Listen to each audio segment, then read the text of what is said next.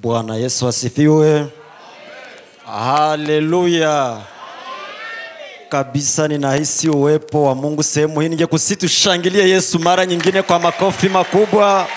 Shangilia Yesu mara nyingine. Anastahili sifa maana yeye ndiye Mungu wetu. Na jana moyo wa shukrani sana mbele za Mungu kuwa mbele zenu kwa siku ya leo na kwa muda kama na huu. Kwa ajili ya huduma hii ya neno la Mungu, nasema Mungu wa mbinguni asifiwe sana. Na ninajaa vile moyo wa shukrani kwa ajili ya uongozi. Nakosa niseme nini, lakini nasema kuwa Mungu awape maisha marefu sana. Nashukuru sana kabisa kwa hii nafasi. Na shukuru kila yule ambaye anakuwa sehemu hii kwa siku ya leo. Kwa ajili ya kazi hii ya Mungu ya siku ya leo, Mungu ambariki sana. Nafurahi kuwa pamoja na marafiki zangu korale ya Nuru, wameimba vizuri. Sawa sawa na kisi korale zingine zimeimba vizuri. Mungu wa mbinguni awabariki sana. Nashukuru kuwa na walimu watumishi wenzangu wa Nuru kama vile Jeteme, Papa Patrick na wengine, nasema Mungu awabariki sana. Sawa basi, kwa wale wasionijua, mimi ni Marcelin Kasisi, na kwa mmoja miongoni mwa wainjilisti wa Paroisse Hermon. Nafanya kazi ya injili kwa leo, na kuwa kwenye Centre Nuru na hudumia kwenye su Centre na ini. Na nafurahi vile niko pamoja na mama madame amenisindikiza kama nani za salimia mkutano kama amen. Sawa, nashukuru sana. Asante.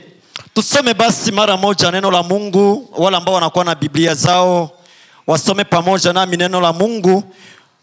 Na usomi wa ufungulivu ama usomi wa msingi ni katika Luka sura yake ya 10 kwa ule mstari wa kwanza na wa pili.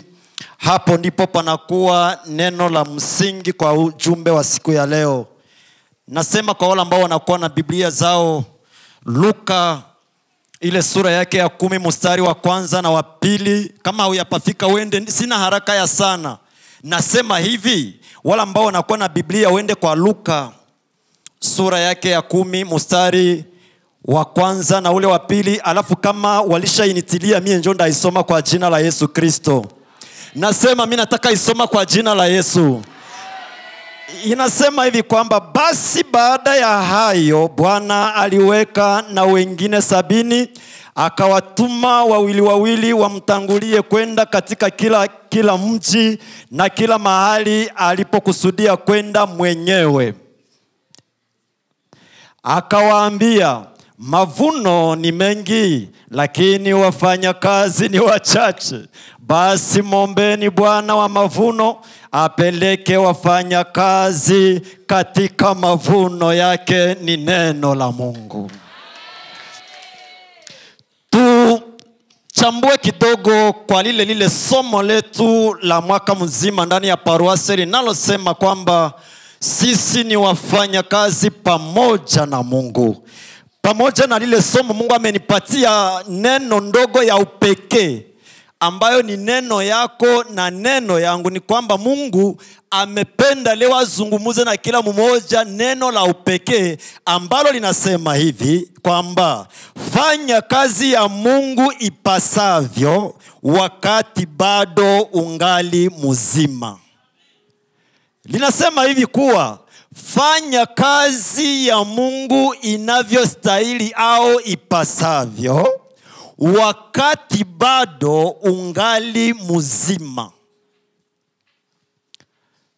Na shabaha kubwa ambayo Mungu ameweka kwa moyo wangu kwa ajili ya hili somo ni kwamba usizarau ile kazi yenye uko natumikia Mungu, hata kama wewe mwenyewe unaiona kama vile ni ndogo.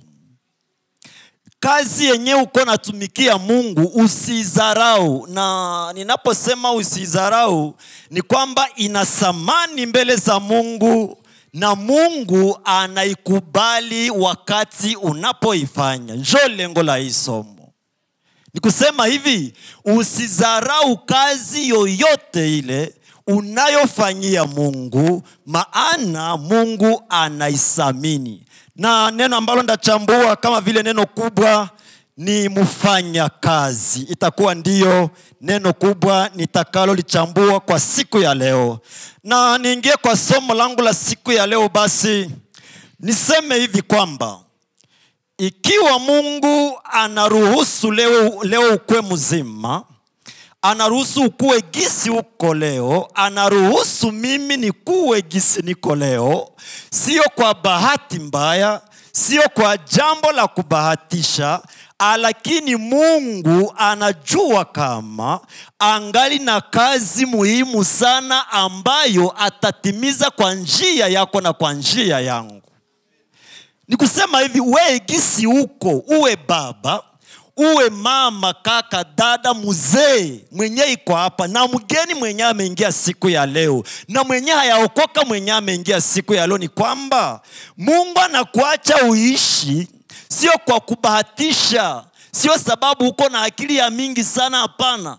Lakini Mungu analikusudia vile ukue gisi uko, upumue, ukue mzima, uende na kurudia, uwe na akili zako timamu, ni kwa kusudi lake yeye mwenyewe, sababu anajua kwamba anaandaa kazi muhimu sana ambayo bado angala atatimiza kwa njia yako. Niongezee hivi niseme kuwa wakati Mungu anachagua mtu kusudi afanye naye kazi, si kwamba Mungu anakuwa ameangalia kama ule mtu iko na uwezo sana ya kufanya kazi. Unisikie mzuri.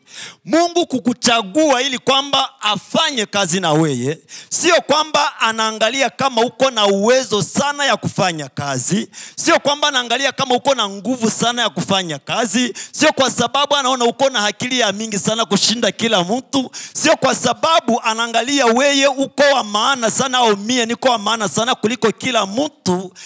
Lakini wakati Mungu anataka fanya kazi pamoja na wewe, kitu ambacho analengea ni kwamba yeye mwenyewe anataka kusaidia kwa kuwezesha kufanya kazi yake.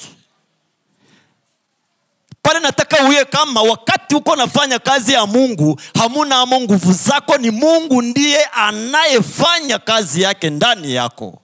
Yani Mungu kukuchagua hayapinga masomo yenye uko nayo, hayapinga pesa zenye uko nazo, hayapinga hali yako yoyote ile yenye uko nayo. Anakuita, anataka mwenye anasoma akuye, mwenye hasoma akuye, mwenye pesa akuye, mwenye gisi mtu iko. Alafu yeye mwenyewe anakupatia ile uwezo wa kufanya kazi yake kama vile yeye anavyotaka. Ni kwamba jukumu lako ni wakati Mungu anataka ufanye kazi na yeye, wakati yenye Mungu anataka kutumikishe kama vile chombo kwa kufanya kazi, jukumu lako pekee ni wewe na mimi kukubali kusema kwamba Bwana, mie huyu niko chombo chako, nataka unitumikishe gisi unataka. Mie huyu nakuja gisi nilivyo, kwa akili zangu zote, kwa roho yangu yote, kwa hali yangu, kwa kila kitu kyangu, mikononi mwako ninajiachilia. Nataka wewe mwenyewe unitumie kama vile unavyotaka. Mfano mzuri njoo huu. Wakati malaika anakuya, anafika kwabo Maria, anamwambia kwamba Maria, jambo. Maria anaitika, anasema ndio. Kisha anamwambia kwamba umejaliwa neema kuliko wanawake wote. Kisha anaanza mfasia kwamba utachukua mimba hivi na hivi kwa uwezo wa Roho Mtakatifu. Maria anasema kwamba hapana, vile vyenye uko nasema wewe malaika habikuwake, acha ile habari. Malaika anamwambia ndio, kwa Roho Mtakatifu inawezekana, hata kama wewe mwenyewe kwa akili zako ulikuwa naona kama vile haiwezi wezekana. Kisha Maria wakati yenye amesikia habari za huyu malaika, anamwambia hivi kwamba basi mimi ni chombo cha Bwana, ifanyike kwangu kama vile Bwana wangu anavyotaka. Bwana Yesu asifiwe. Ni katika Luka sura 1 mstari wa 38. Kwa ule mstari wa 37 anamwambia hakuna jambo liwalo lolote lile lisilowezekana kwa Mungu. Kwa ule mstari wa 38 ndio anamwambia kwamba Maria anaitika anasema, sawa basi ifanyike kwangu kama vile Bwana wangu alivyokusudia, maana mimi ni chombo cha Bwana. Njoo jukumu lako ni wewe kusema kwamba hata niko mzee, hata niko baba, niko mama, niko na pesa au sina, hali yangu yote, kama Mungu ananihitaji kukazi, wewe ni kusema kwamba kwa hii hali yangu mikononi mwako, kwa kuwa mimi ni chombo chako, najaachilia wewe mwenyewe unitumikishe kama vile unavyotaka, na Mungu anafanya kazi pamoja na wewe. Nilikuwa na fikiri kuhusu mfanyakazi.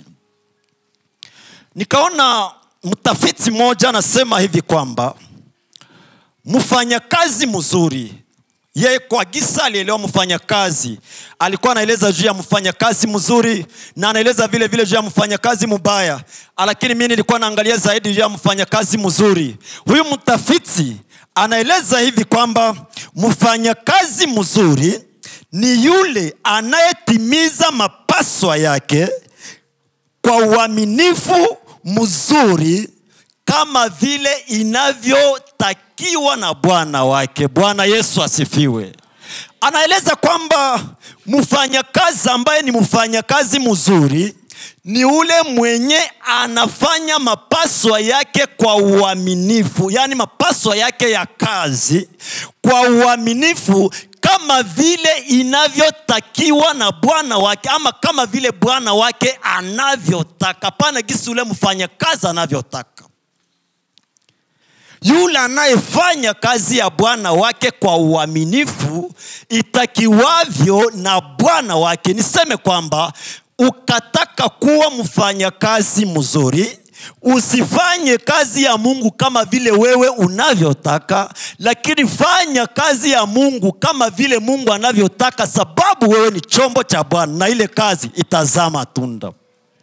Ndio maana ukasoma katika Yohane sura 4 mstari wa 34, kama iko tayari karibu ukasoma Yohane ile sura yake ya 4 mstari wa 34. Injili ya Yesu kama vile aliandika Yohane sura yake ya 3 mstari wa 10, sura yake ya 4 mstari wa 34. Yesu anasema hivi kwamba chakula changu ni kufanya mapenzi yake yeye aliyenituma. Nisome sawa. Yesu akawaambia, chakula changu ndicho hiki, niyatende mapenzi yake aliyenituma, nikaimalize kazi yake. Ni wakati yenye wanafunzi wa Yesu iko kwa kisima cha Yakobo na mwanamke Msamaria.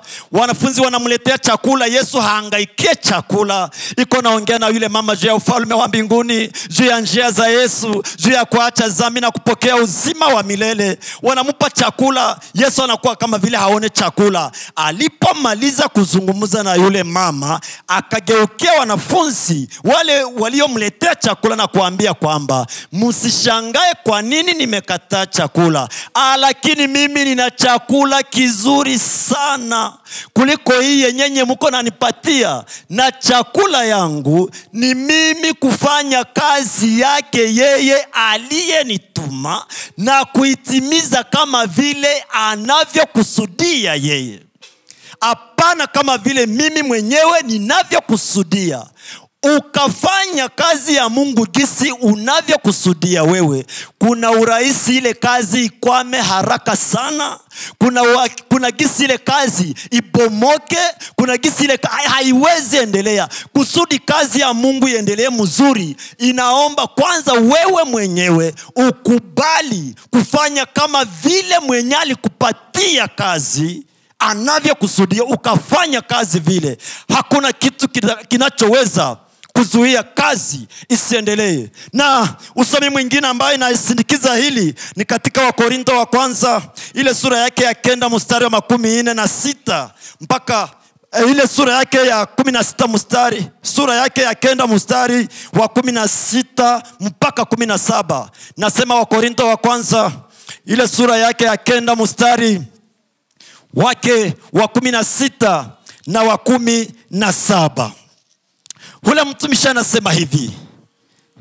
Ule mfanyakazi mzuri anasema hivi katika Wakorintho wa kwanza sura yake ya 9 mstari wa 16 mpaka 7, anasema hivi: maana ijapokuwa na ihubiri injili, sina la kujisifia, maana nimewekewa sharti. Sikia ile neno mzuri, ndio lenyewe nilikuwa natafuta zaidi.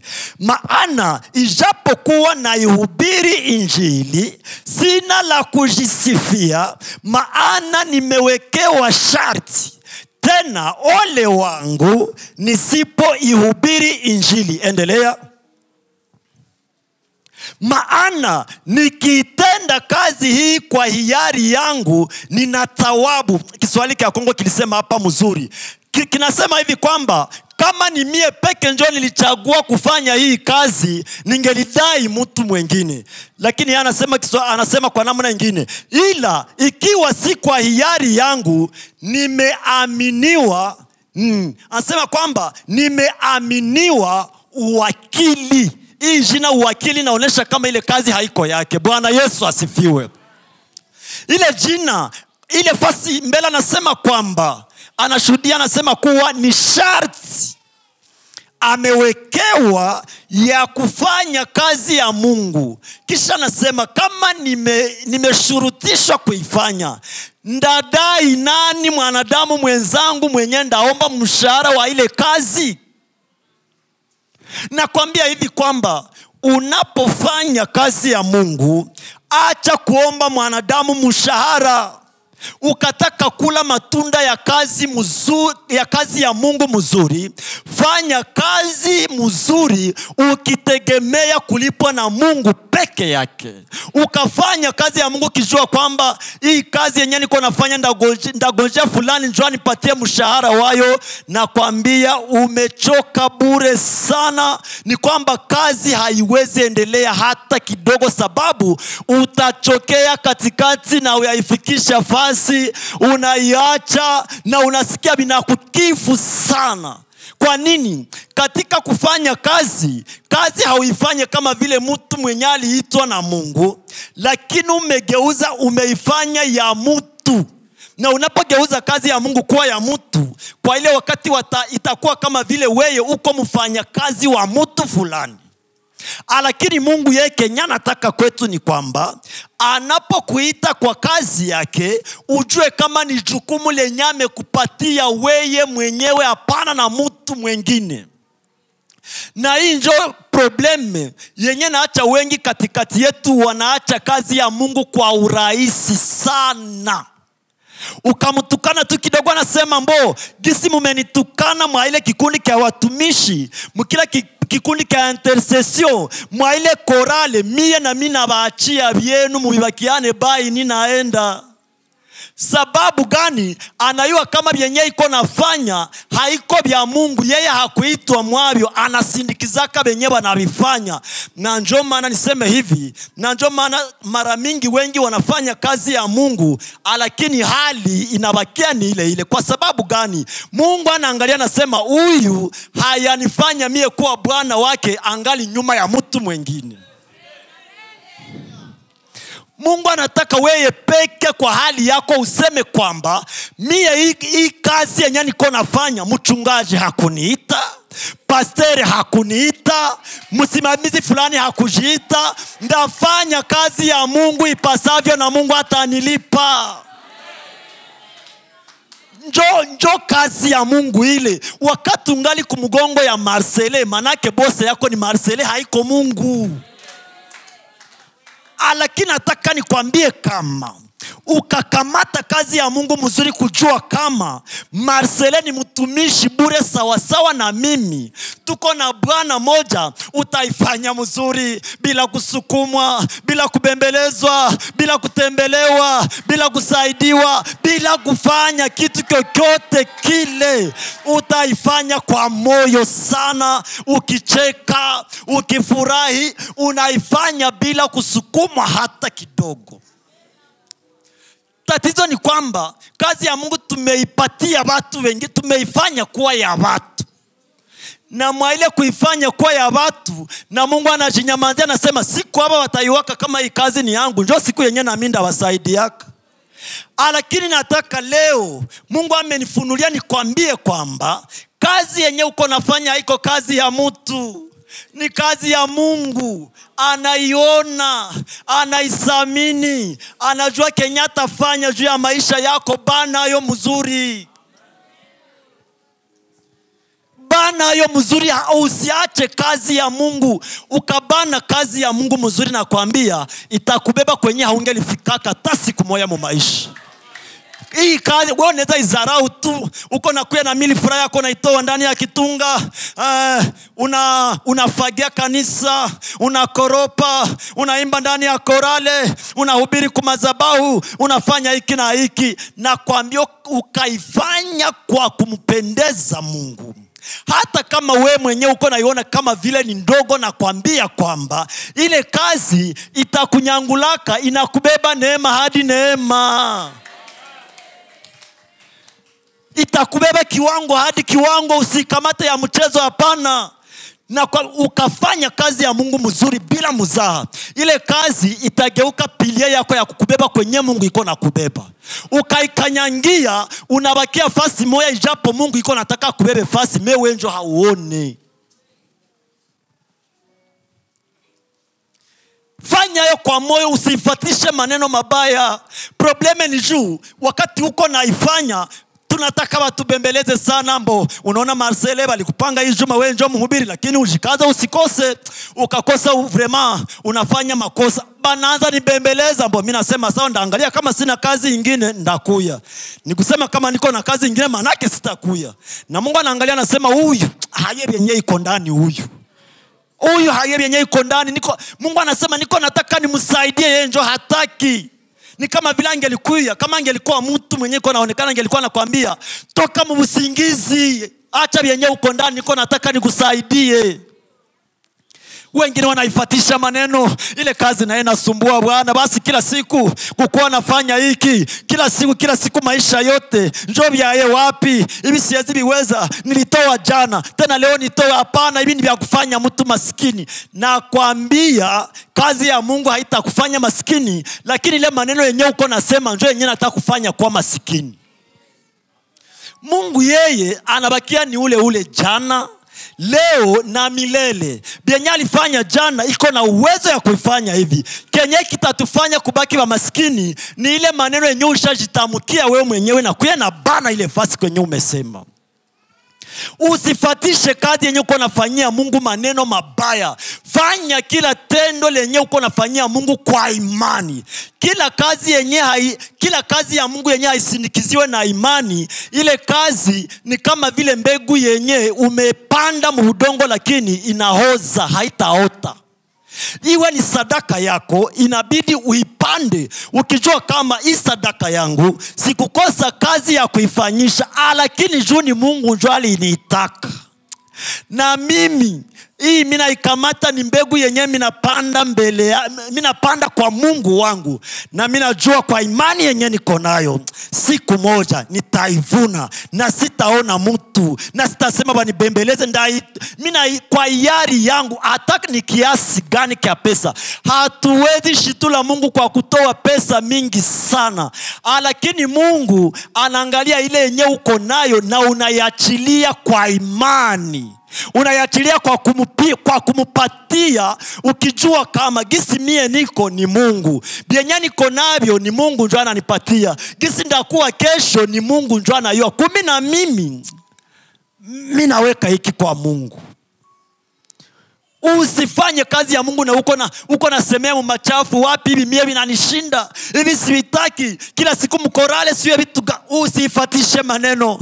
Mimi nakumbuka siku moja nilienda hubiri fasi moja, nyuma ya ibada mama moja akaomba nafasi, akasema kwamba wamupatie fasi ashukuru Mungu. Alikuwa mjamzito na Mungu amemubariki, amezaa mtoto.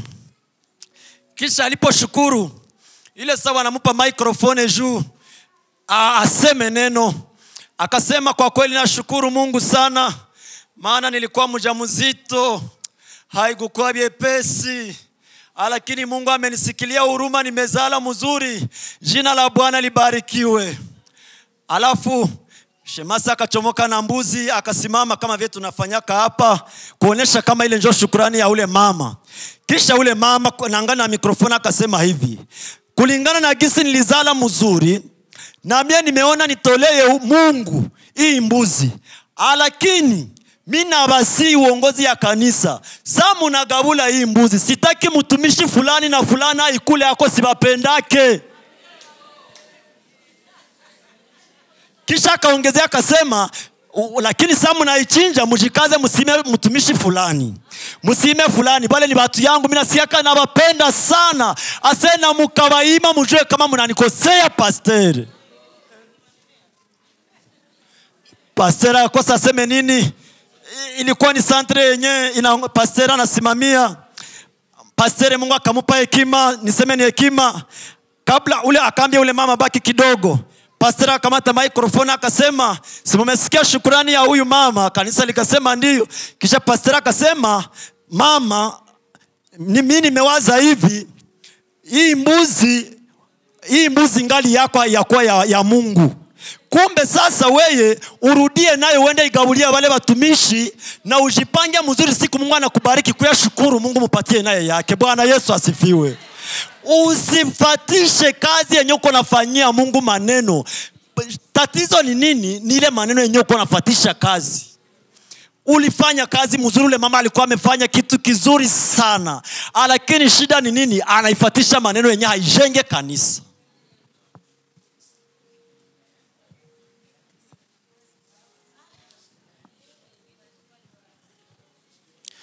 Na ndani ya ujumbe wangu niko na maneno mawili yenye ndaweka kwa muhuri sana. Neno la kwanza linasema hivi kwamba fanya kazi ya Mungu ukihitaji msaada wa Mungu. Haleluya. Fanya kazi ya Mungu lakini ukihitaji msaada wa Mungu. Usifanye kazi ya Mungu na kama hautaki msaada wa Mungu kwa ile kazi yenye uko namfanyia. Na hii imekuwa tatizo, niseme, kwa makanisa mengi sana. Watu wanafanya kazi ya Mungu na kwa kweli wanataka watumikie Mungu, lakini katika kazi yenyewe wanatumikia Mungu hawana lazima ya msaada ya Mungu kwa ile kazi, na kazi na kwama. Mungu anapokuita kwa kazi, anataka maisha yako yote, ile kazi yenyewe uko namfanyia, uanze naye, uendelee pamoja naye, na apunguze pamoja na we, kazi naenda sawa. Lakini Mungu akakuweka kukazi, lakini hautaki uongozi wake ama msaada wake kwa kazi, atakuacha ndani ya kazi. Unawaza mungali pamoja na Mungu, lakini kumbe Mungu alishajinyamazia.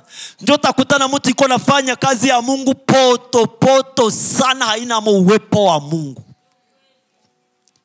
Mungu anataka mkazi yake, akitupatia wazo ya kufanya kitu kizuri kwa ajili ya kanisa, na tumekipanga mzuri kile kitu, sasa tumurudilie yeye, tumuombe upako wa kuweza kutimiza kile kitu kenye ameweka kwa maisha yetu. Bwana Yesu asifiwe.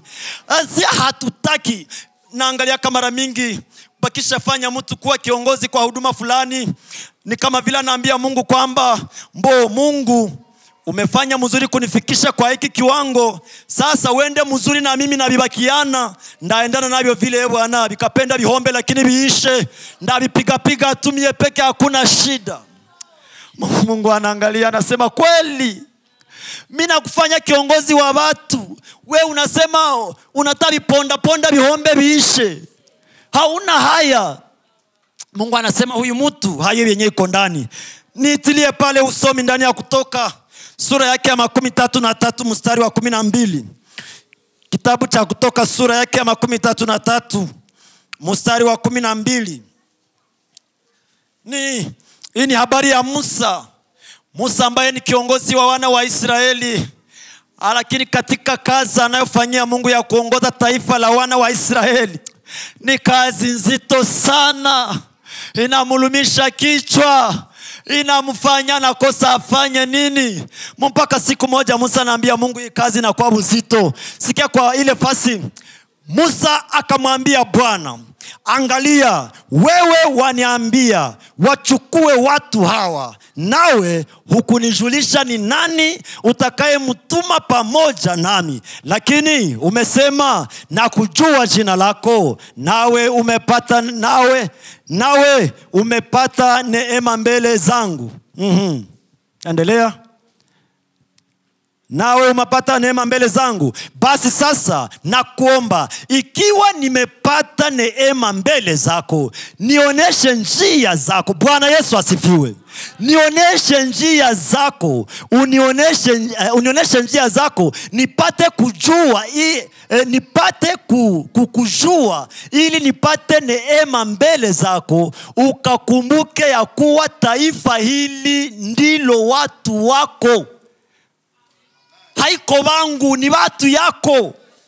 Ni wakati Musa anaangalia kazi imekuwa uzito sana, Musa akakumbuka kama, Mungu akubariki sana. Musa nakumbuka, lakini aba watu wenye niko najifungia yako, mbona haikuwake wangu, ni watu ya Mungu. Nikaenda nao hapa, ndawafikisha wapi? Wazo likamkuia kusema kama, kumbe sababu haiko wangu, acha niende tafuta mwenye nao nimuuliza na waza nini juu yao. Musa anaenda, mchanganyiko imekuwa ndani ya kambi, banaenda huku, banashtuka, banarudia tena, banafika pale pale kwenye balikuwa, tena banaanza safari, banachezea fasi moja. Alafu Musa akaamua kusema, ango niende uliza Mungu, je, aba watu biko namna gani? Anafika mbele za Mungu, anaanza jifasiria mbele za Mungu. Anamfasiria Mungu, anaambia Mungu, lisema unanijua, lakini mbona watu wananisumbua? Alafu fasi kwenye tungelisoma chini ya pale kwenye tumemaliza soma, Mungu anamhakikishia, anamwambia hivi kwamba, kwa sababu umeniuliza mimi, sawa, sasa nataka nikwambie kwamba niko pamoja nawe, ndakwenda pamoja nawe na pamoja na hawa watu kusudi niwafikishe mzuri. Kisha Musa akamjibia akasema kwamba, kwa kweli kama hauende pamoja nasi, na mie sitatoka hapa. Kwa nini ukafanya kazi ya Mungu kama hakuna msaada wa Mungu? Na kuambia kazi itakulumisha kichwa sana. Sio kwamba Mungu ameshindwa, lakini ulishatia Mungu pembeni, uko na bibeba wewe peke gizu unataka. Mungu anataka katika kazi yenyewe uko namfanyia, uwe na wakati pamoja na yeye. Kama ni kazi, sio nifasiria uko mshiriki wa kanisa letu la Hermoni, ukaangalia kanisa yetu kuna jambo lenye haliendeke, usiende huko nasema kanisa letu kule nje mubaya. Uende tafuta Mungu, mwambie Mungu, niko naangalia kanisa yetu mambo haiendeke, ni nini haiendeke? Uko kiongozi wa korale, uko kiongozi wa intercession, wa chumba ya maombi, uko kiongozi wa baba wa mama, usibebe batu ya Mungu gisi weye unajisikia. Beba batu ya Mungu kama vile Mungu wa mbinguni anavyotaka. Probleme yenyewe iko hapa nini? Tulishazoea sana. Mbona unajua kama mimi ndio kiongozi hapa, kameme Mungu alishanipatia akili na nilisoma, niko na lisansi au grade. Mbona hivi vinatosha kwa kuongoza hapa watu. Wenyewe komite yangu mkuu hapa mnaangalia tangia saa hii kazi naenda hivi. Ale muende mfanye kazi. Mungu anasema kweli. Njoo vile. Sawa basi mvifanye na mimi najinyamanzi. Ndio utakutana mtu iko nafanya, sio kwamba hachukie Mungu. Anataka fanye kazi ya Mungu, lakini alishaacha Mungu mwenye kazi. Nataka nikwambie, kusudi uweze kazi ya Mungu, unahitaji Mungu mwenye ile kazi yenyewe uko nafanya, kusudi sikusumbue. Ukamwacha nyuma, unafanya ile kazi kuweye ikuwe uzito sana, lakini sizae matunda ya kuonekana. Inakuwa kuwe uzito sana, mpaka Musa anauliza Mungu hivi, Mungu, kwa nini umenipatia hawa watu? Eske mie njo mzazi wao mwenye niliwazalaka juu kwenda banibanisha hivi? Hawa watu si watu yako, juu unabanibanisha hivi na haiko mie njo mzazi wao. Mungu anamwambia, ni kwa sababu uko nabifanya wewe peke, uko naniacha. mpaka wakati yenye Musa alijua kama inabidi akwe naenda ona Mungu, kazi kamwendekea mzuri. Mungu akampa hekima, akamwambia kwamba kwa sababu kazi inakuwa uzito, uende chagua wa kukusaidia kwa kazi na kazi taenda rahisi sana. Kitu Kenya alifanya siku za mingi yeye Musa kikamshinda kwa sekunde moja. Mungu akamwambia uende ufanye hivi na solution itapatikana. Kazi ya Mungu inahitaji wewe mtu mwenye Mungu ameita humu. Unapotoa kitu iwe ni sadaka, fanya kwa imani. Alafu unapofika kule nje, ambia Mungu kwamba nimefanya kwa imani, lakini nataka wewe unisaidie sasa nitimize ile yenyewe nilisema. Usiendane nayo vile. Usiendane nayo vile, vitachokesha sana. Nilikuwa nasoma habari za mwandishi mmoja wa vitabu vya Kikristo. Jina lake John Wesley. John Wesley katika kitabu chake kinachoitwa Enflammé pour Dieu anasema hivi kwamba anaeleza mambo mengi kuhusu huduma yake, gisi gani mwanzoni ilikuwa nguvu sana. Kisha anasema jinsi Mungu alimfanikisha katika huduma baadaye. Alafu anasema hivi kwamba nimeelewa kama wakati mwingine inafaa kuona mtoto wa Mungu iko mbele za Mungu akilia machozi. Bwana Yesu asifiwe. Unisikia mzuri? Anasema kwamba nimeelewa kama kumbe wakati mwingine inabidi mtoto wa Mungu awe na wakati yake yenye anakuwa mbele za Mungu na iko nalia machozi.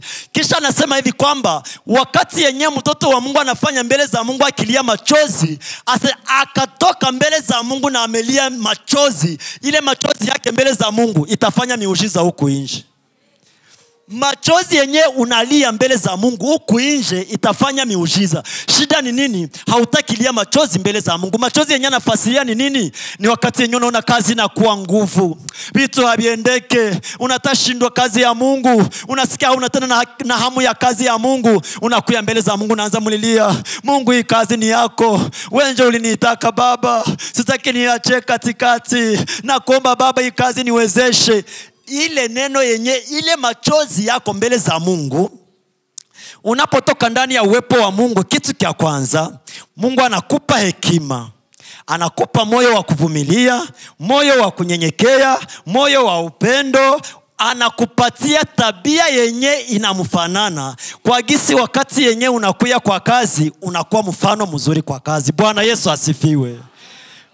Na anaeleza kitu kimoja, anasema hivi kwamba kadiri unavyokuwa na muda pamoja na Mungu, unaanza waza mawazo sawa sawa na ya Mungu. Unaanza fanya matendo yenye nafanana na Mungu. Unaanza kuwa natenda sawa sawa na gisi Mungu mwenyewe angelitenda. Kwa nini? Ulikuwa na muda pamoja na Mungu, akakuambukizia uwepo wake. Bwana Yesu asifiwe. Musa siku moja anaenda katika mulima kuomba Mungu muda wa siku 40. Akarudia, akasema mimi narudia yako tena niombe Mungu. Anafanya siku 18. Wakati yenye Musa anarudia, Biblia inashuhudia kwamba Musa alikuwa iko na waka moto uso yote, mpaka watu kumwangalia wanashindwa. Uwepo wa Mungu iko juu yake. Wakati Musa anaongea wanaona Mungu ndani yake. Wakati Musa anafanya kitu wanaona Mungu iko ndani ya kile kitu. Wakati Musa anawaonya wanasikia ni Mungu mzima anawaonya. Wakati Musa anafanya tendo lolote wanaliangalia mkwamo Mungu, na ikamsaidia kufanya kazi ya Mungu. Tatizo yetu kubwa ni kwamba tunataka fanya kazi ya Mungu, lakini Mungu tumemwacha nyuma. Hatutaka fanye kazi yake kama vile anavyotaka yeye mwenyewe. Ningelikusihi leo uwe mshiriki wetu. Inahusu watu yote ambao wamemwamini Yesu. Unaingia na kutoka, unatoa sadaka yako humu. Umeingia leo uko mgeni, unaimba ndani ya korale, uko shemasi mwenzangu, mwinjilisti mwenzangu, mwimbaji mwenzangu. Mungu anataka afanye kazi yake ndani yako. Isionekane ni wewe ndio uko nafanya kazi ya Mungu, lakini jifanye chombo kusudi Mungu mwenyewe afanye kazi yake ndani yako. Bwana Yesu asifiwe. Mungu anataka tu uitike kusema kama tangia leo nataka niongozwe na Mungu. Nataka nifanye kazi ya Mungu kama vile Mungu yeye mwenyewe anavyotaka. Na hii ni probleme yenye tumekutana nayo sana na imetumalizia watu wengi ndani ya kanisa. Mkanisa leo hii nimeigundua kwa makanisa mbalimbali, lakini siwe kama na hapa kwetu ishafika, na kama ishafika na tunakosoa na kazi inaendelea. Kanisa nyingi leo ukapatia mtu cheo kusimamia kundi fulani, ni kama vile unamwambia kwamba siku yenye ni kama vile yeye angelikwambia hivi sasa kuwa siku yenye mnanitosha kwa hii cheo yenye mnanipatia, ni kama vile mnanifukuza mkanisa niende fasi nyingine. Tumeshindwa linganisha mambo mawili kati ya wokovu ambayo Yesu anaitaka kwetu na cheo ambayo tunafanya kwa kusaidia kazi ya Mungu iende sawa. Sasa siye bengi kenye bamebania sana ni cheo. Unatamu konsena kuambia mbo ukwe na acha uiwai yako, mie njo shefu hapa weye. Hana haja ya konsei, anayua toa nabiyuwa sana, nabiweza sana, biende vile tu. Anabikamata vile, nae na macho yake iko naona kama hivi vitu kwa kweli mie njo kiongozi mie habiende sawa, lakini anabibana tu. Anasema mbo ndabibakiana hivi tu, sitatokaka hapa mwingine asipaingie, omwetu ni bibane hivi pahali mwingine hapa ingie omweni pabaki. Inafika siku moja kiongozi moja Mungu anamjalia hekima, anasema mbo kwa hii wakati huyu baba au mama kwa kweli amefanya siku mingi kwa hii cheo na amesaidia kazi imeenda mbele kabisa, amejikaza. Kumbe tumsikilie huruma sasa, tumubadilishe na fulani naye afanye hii kazi naye apumzike na tumpe heshima yake ya budwae kwa kazi yenye amefanya. Sasa mchungaji au pastor anamwambia au kiongozi mwingine anamwambia kwamba ndugu, tumeona kwamba sasa ungepumzika kazi, umefanya kazi mzuri sana, pumzika sasa. Anasema hapana pastor, msikuwe na dharau watu mpaka kwa hii niveau. Nani mwingine mwenye anapasha weza hii kazi kama haiko mimi? Basi wakati yenye uongozi tumeamua vile, anasema basi kisimu na nizarau mwa ile kanisa yenu na mubakiane byenu sibihangaiki. Anatafuta kanisa ingine wala nafungula yake kanisa. Lakini ningeliwaambia kwamba usitafute cheo mkazi ya Mungu kwa kinguvu. Fanya kazi ya Mungu inavyostahili. Mungu yepe kata kutia nafasi kwenye unastahili kuwa. Mwenye na hiyo nafasi kwenye unastahili mzuri na kwenye mimi nastahili mzuri ni Mungu peke yake. Kwanza niseme hivi kwamba kutafuta sana cheo mkazi ya Mungu ni alama kwamba hata ikupatie hauwezi iweza. Lakini ukafanya kazi ya Mungu inavyostahili, Mungu anafunua neema yenye iko juu yako, ayo peke itakuweka nafasi kwenye unastahili. Hata kukuwe upinzani wa aina gani, ukafanya kazi ya Mungu jinsi inavyostahili, na kwambia ile neema itakunyangula mumavumbi na kuikalisha kwenye Mungu anataka ukue. Tusitangulize cheo mkazi ya Mungu. Mimi siyapingana na benye cheo. Kweli hapa kwetu hao wanatumika mzuri kabisa. Na hapa kama kwa mwenyewe atumike mzuri anarekebisha ni sawa na kazi inaenda mzuri. Lakini Kenya niko nataka ni kwamba marafiki zangu kanisa la Mungu, usibane cheo, bana wokovu mzuri.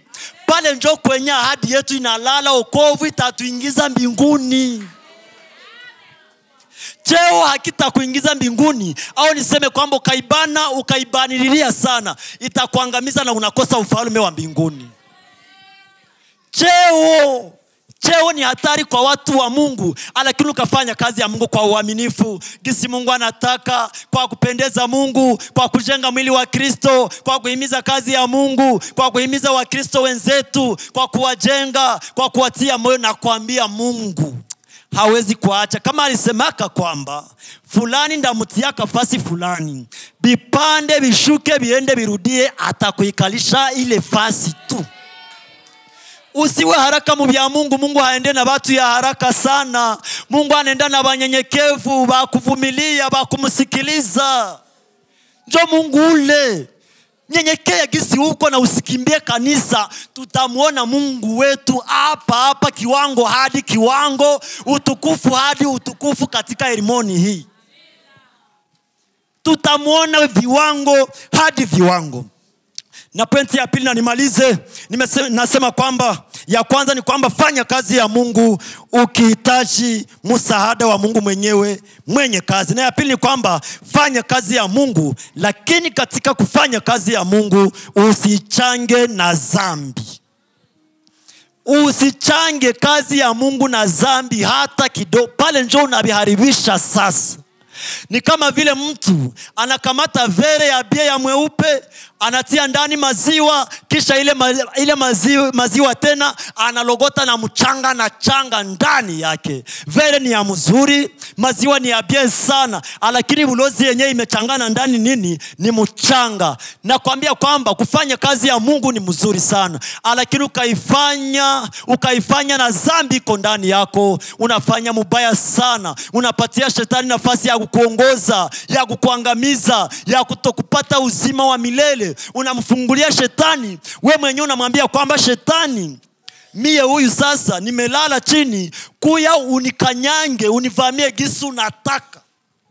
Na Biblia inasema kwamba kila mwenye anafanya dhambi, yeye mwenyewe anajifanya kuwa mtumwa wa dhambi. Dhambi ndio inaanza muongoza, wende huko anapita huko. Dhambi inamwambia rudia huko, anarudia. Ushalala usiku inakwambia lamuka, analamuka. Hana uamuzi juu yake. Ni dhambi ndio inaanza mbeba gisu sana taka. Lakini Mungu hataki tukue wafungwa wa dhambi. Mungu anataka tukue watakatifu. Kwa kuwa sasa zinaenda namaliza, Samueli wa kwanza sura yake ya 2 mstari wa 17. Kuna wana wawili wa Eli, Hofni pamoja na Finehasi. Mungu amewapatia kazi nzuri sana ya ukuhani wafanye kazi. Lakini kwenyewe wanabiharibishia ni kwamba ile kazi yenye Mungu amewapatia wanaifanya, lakini nachangana na dhambi, wakamchukiza Mungu. Mungu akasema kwamba hawa hawastahili, sitapasoma sai lakini njoo zile habari mjisomee. Mungu akawakataka waambia kwamba niliwapatia kazi hii nikijua kwamba mnataifanya mzuri, lakini nyewe mnakataa. Natangia sai na mimi na wakatala sababu mumeniasi mie Mungu. Na kwa kweli maisha yao ilikuwa mabaya sana. Walikufia wote siku moja kwa vita. Na baba yao Ela akakufa, na mke wa Hofni akazala na akakufa. Jamaa yote ikaharibika sababu ya dhambi za hawa watu. Lakini kama wangelisikia mashauri kwamba tunapasha acha dhambi, tunapasha simama kwa zamu yetu, tunapasha tubu, tusitembee na dhambi, Mungu alikuwa ameamuru kwamba katika kizazi chao hamutakosaka ukuhani hata siku moja. Na kuambia kwamba kazi ya Mungu kaifanya mubaya, unapanda mbegu mubaya. Ukaifanya na dhambi, unapanda mbegu ya dhambi katika kizazi chako. Na katika kila kizazi utakuwa umeloga watoto. Lakini nataka nikwambie kwamba ukiwa na dhambi, neema bado ingali. Mungu anataka we mwenyewe dhamiri zako zitembee, uangalie ni kwamba uangalie sike mumie, sina dhambi yenyewe nishakashindwa tubu, na nilikuwa nafanya kazi ya Mungu na ile dhambi, na sitaki mtu wa kunionya juu ya dhambi. We mwenyewe tafakari ile jambo. Na Zoya kasema hivi kwamba, nasikia ka usemi moya yenyewe na Zoya kasema kwamba mtu nasikia kama dada hayaolewa, banasema dada fulana aisha chelewea kwabo, mbona kaka fulana anachelewa sana hayaoa. Na waambia kwamba mwenye anachelewa mu maisha haiko mwenye hayaoa wala kuolewa. Mwenye anachelewa mu maisha ni mwenye anakatala kutubu dhambi.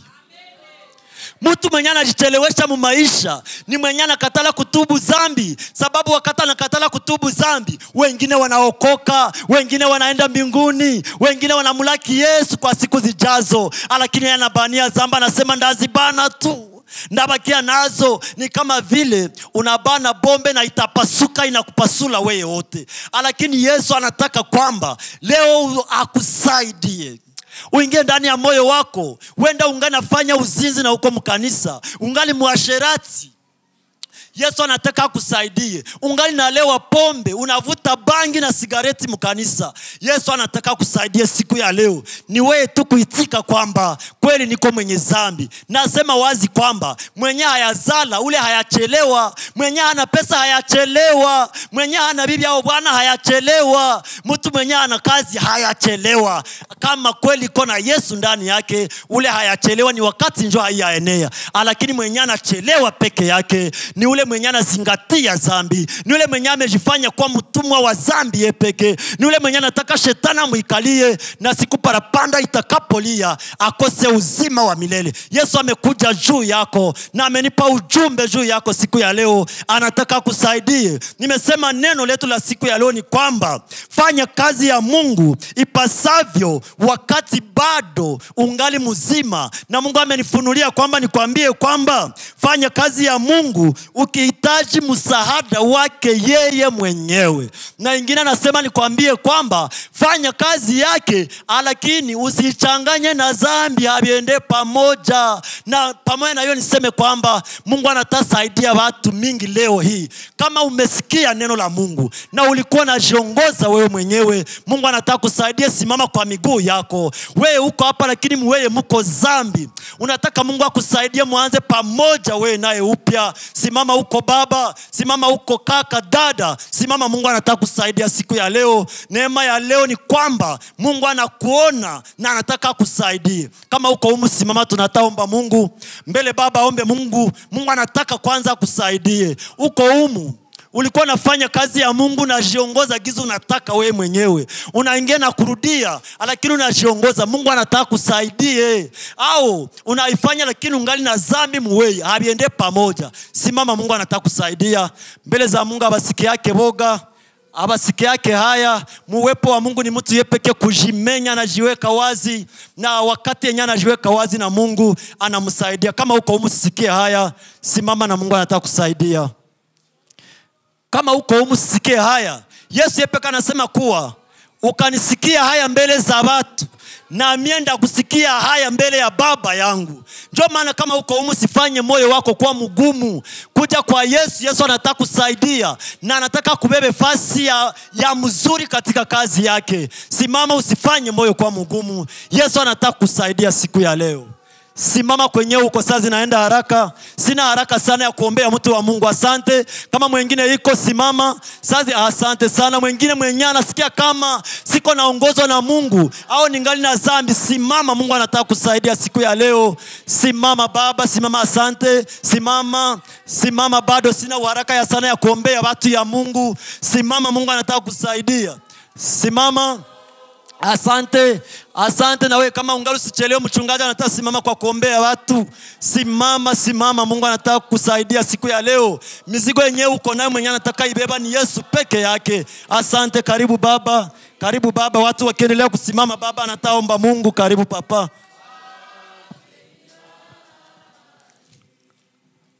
Wale wamesimama tusogee hapa tuombe Mungu pamoja. Mpendwa, umefika humu leo kupitia neno lake. Mungu amesema na wewe. Mungu anataka ufanye kazi yake ukimtegemea, ukijua kwamba yeye ndiye anayetaka kukubariki. Mwalimu mmoja alihubiri leo asubuhi kusema hivi: kuna watu wengi wanasema wako washomere, wanakosa kazi, lakini anasema kwamba kazi kubwa ni kufanya kazi ya Mungu. Na ukifanya kazi ya Mungu kwa uaminifu, Mungu atakupa kazi, kwa sababu yeye ndiye anayebariki watu wanaomtumika. Na tumesikia kwamba Mungu anasema, Yesu alisema kwamba ukimtumikia kwa kweli, pasipo dhambi, kwa moyo wa wazi, Mungu atakuheshimu. Neno kubwa, neno kubwa. Neno lile tunalisikia tunafikiri kwamba ni neno tu la kawaida, lakini ni neno la baraka kwako na kwangu. Na ufanye kazi wakati hauna dhambi. Ufanye kazi ukitafuta msaada kwa Mungu. Ufanye kazi ukijua kwamba Mungu ndiye patro wako. Mpendwa, ujumbe wa leo nafikiri ni wako na wangu, na yule atakayeushika bila shaka Mungu ana jambo la kutenda naye. Mungu Baba, katika jina la Bwana wetu Yesu Kristo, umesema nasi kupitia chombo chako. Tunakushukuru kwa kutufundisha leo. Tunakuomba Mungu uliye hai, wapendwa hawa wamesimama mbele zako, wanajua jinsi gani wanavyoishi. Maisha yetu yana maana tu wakati tunakutumika katika kweli na katika utakaso. Tukitumikia shetani kwa kufanya dhambi, tunaingia kwa laana. na wapendwa hawa wamekuja kutubu mbele za uso wako. Watakase, wasamehe, waoshe, watengeneze, wapate kuwa watumishi na wajakazi wanaotarajia kwamba wewe ndiwe Bwana wao na kutii neno lako, kwa sababu kazi yako inahitaji wafanyakazi, kwamba mavuno ni mengi lakini wafanyakazi ni wachache. Na hii tunaifanya wakati tumekuamini na wakati tupo katika utakaso. O Mungu, utusamehe kufanya kazi kuwa cheo, na mtu kusema kwamba wakinitosha hapa ninaacha kanisa lao. Ina maana mtu huyo hatumikie Mungu, lakini anatumikia cheo na sifa zake na faida zake. Mungu, utusamehe. Mungu, tenda kazi katika kanisa letu. Neno hili uwe ujumbe kwetu. Utakase wapendwa, wajaze roho wako wa kutumike katika utakaso. Ikiwa mmoja alikuwa hajakuamini katika hawa, leo aamue kukuamini na kukutumika, kwa sababu wewe una mshahara kwa wale ambao wanaokutumika. Baraka zako zipate kuwa pamoja nao. Uwatakase katika damu yako Yesu Kristo. Ndivyo tunavyokuomba katika jina la Yesu. Amen. Mungu awatakase. Amen.